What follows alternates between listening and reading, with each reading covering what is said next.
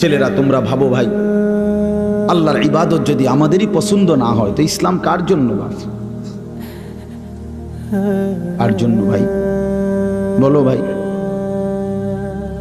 তাহলে নামাজ কার জন্য? নবী কার জন্য কাঁদলেন? এত রক্ত, এত চোখের পানি কার জন্য ফেললেন?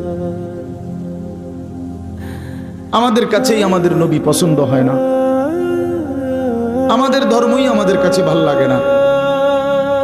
আমাদের রাসূলের সারা জিন্দেগি যেতে যাইতে যাইতেও যেদিন তিনি পৃথিবী থেকে চলে যায়, মালাকুল মউত আজরাইল যখন রুহু কবজ করে নবীর, তখনও যাইতে যাইতে তিনি বলতেছিলেন আসসালাত আসসালাত।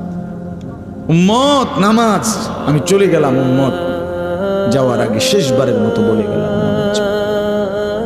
এতটা আবদার করে গেলেন, এতভাবে বলে গেলেন, এতভাবে কাঁদে গেলেন। তাহলে ইসলাম আমার